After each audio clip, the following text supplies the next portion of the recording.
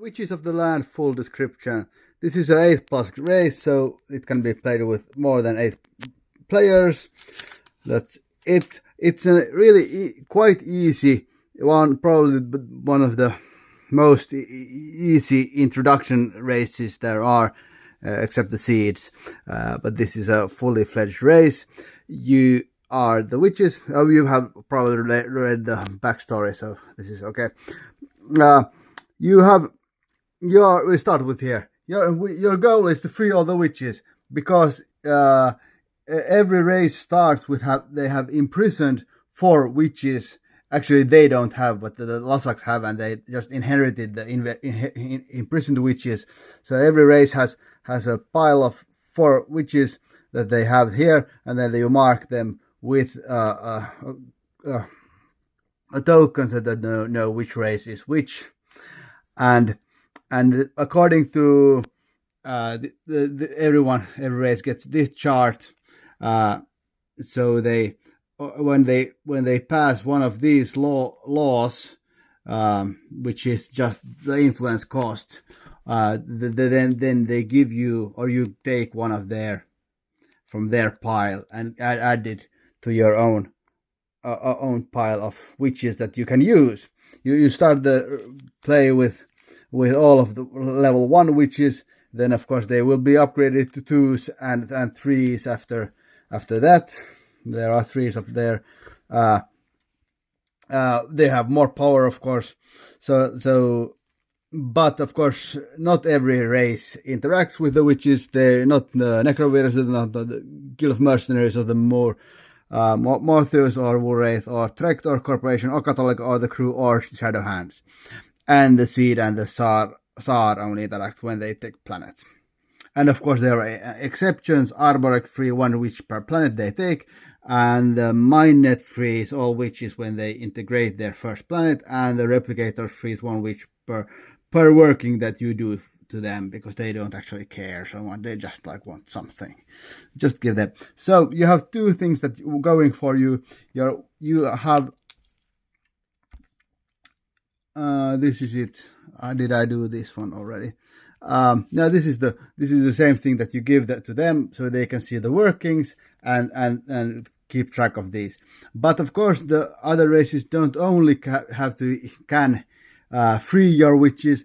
If they want to go the other route, they can imprison witches. They can imprison 2 of your witches, and then you place them there on the pile, and then they get 3 resources per witch.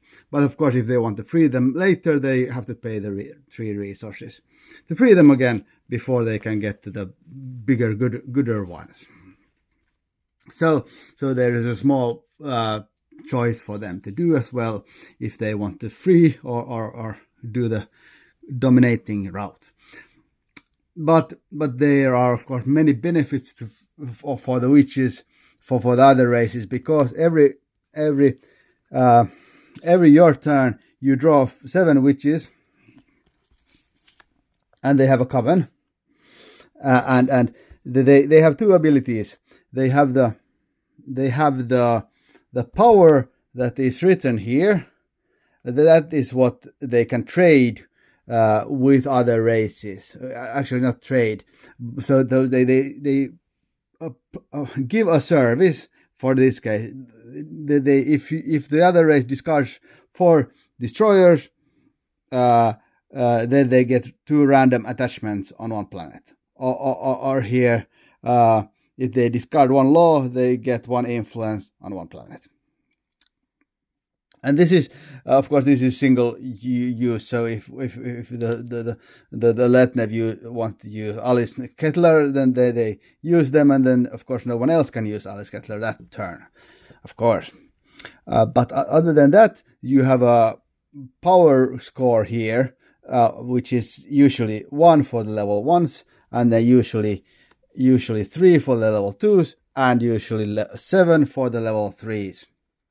And with these powers, you do the workings that the coven, the 7 witches, can do these workings, but they have to pay the cost. So in the beginning, you can only do the first and second or third working, so convert 4 commodities to trade goods or give a plot or a law action. But then when you get more level 2s and level 3s, then you can have more powers, and this will probably get bigger once I playtest this one. But this is the basics is the same, and it feels good and working. So and this power is the thing that you try to haggle the other races to free your witches.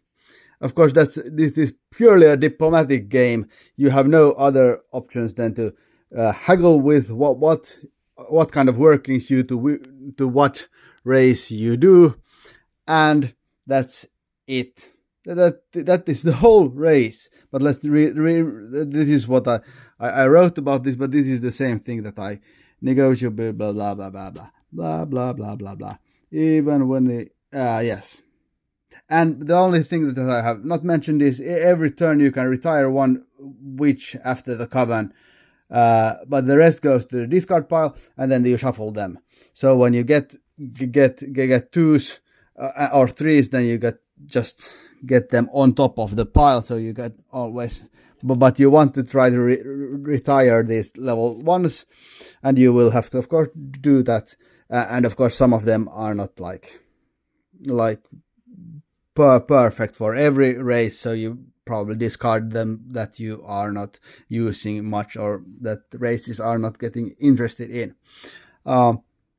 That's it. The powers are growing, of course. The level 1 witches have simple powers. The level 2 witches have powers that are getting like more things, 2 resources instead of like 1 that was somewhere there, and or a relic fragment instead of something. And the level 3 witches usually give you a relic or like powerful other stuff. But many of the level 3 witches are single use. So this one gives you the Cup of Altruism relic, but then you discard it. The same with Hella, but not with Enchantress Amora. She gives, if you discard your agent, you get 2 resources on your planet. So of course, and I have to redo that one. Yes, that is an interesting race.